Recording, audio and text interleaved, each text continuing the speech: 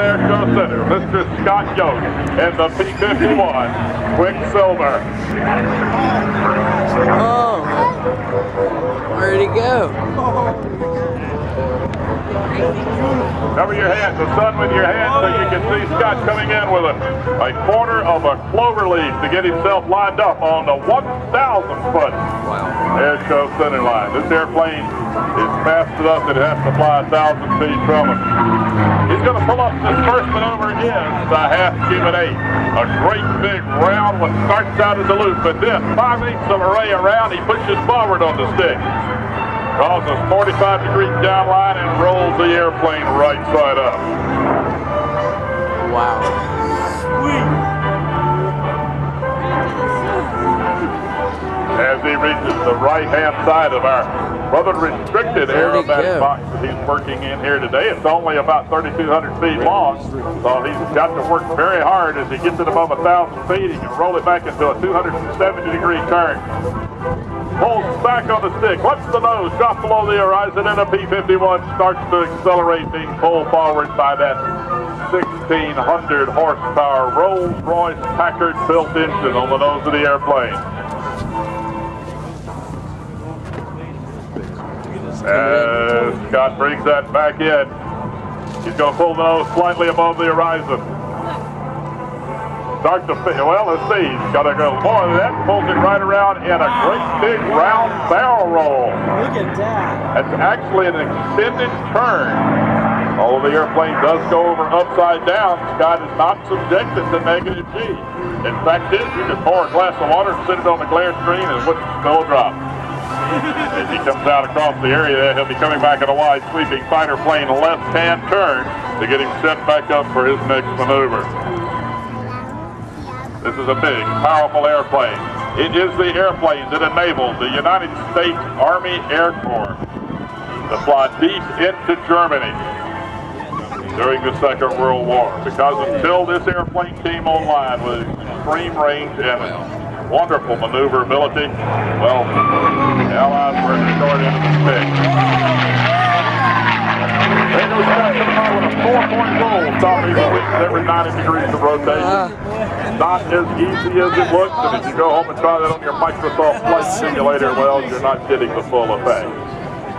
You also heard that whistling sound as the airplane rolled over upside down. That's the air flowing through the radiator. That's that scoop on the belly of the airplane. Actually, Hugh, you're incorrect. It's the inboard machine gun. It's an inboard machine gun hole. It is. All right, well, I'm getting it. Our expert over here is letting us know that. Well, hey, score one for Nathan. Nathan won, Hugh, 3,540. Well, that's all right. I gave you a hard time about the fish. Here comes Scott back with a 16-point roll. Now, for a guy from West Virginia, this gets rather difficult because not only does he have to switch hands, he also has to take one shoe off to get through this one. Beautifully executed all the way around. Now, 16-point roll, how many degrees is that?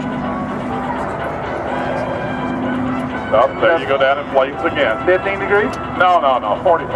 Yeah, let's see. Yeah. You said 16? No, 16 point, do the math. How many? 8 point would be 45. Right. Okay, 16 would be half of 45. Right. And it's, see, I wasn't great at math. 22 and a half. Hey, I'm just joking you around, Jason. I was just going to hard There comes Scott back again. He's got that airplane cooking as he comes across there. Probably somewhere up in the range of 350 or 380 miles an hour as he hauls back on the stick. This is the minimum radius turn. It's very important for a fighter plane to be able to out-turn and out-shoot the opponent. And there goes those inboard machine gun hole whistling at us again, as I have actually learned something.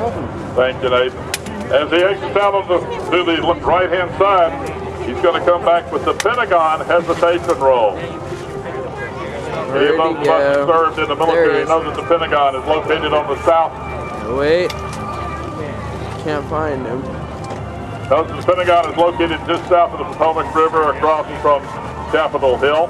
We normally refer to it as the five-sided puzzle palace. Here he comes in for that 5-point roll, 72 degrees. Nose comes up. 1, 2, 3, 4, and a perfectly executed 5-point roll.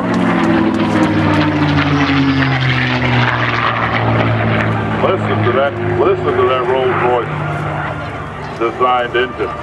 In fact, this is the P-51, also known as the A-20.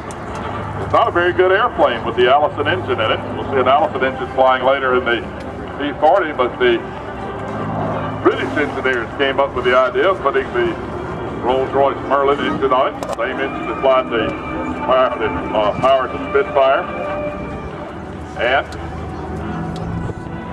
also powered the Lancaster 4-engine bomber.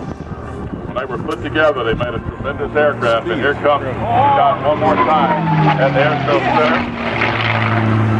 Rolling over upside down, giving a little wing wave to everyone who's joined us out here today, and a salute to all the veterans who flew this and many other airplanes during the Second World War. I'll carry you. Now those of you that have your cameras, we're going to give you 2 opportunities to get a picture of this airplane. It is an airplane built from parts and pieces. What's that, Hank Williams song there? Which one it was? One part at a time, you know? One piece at a time.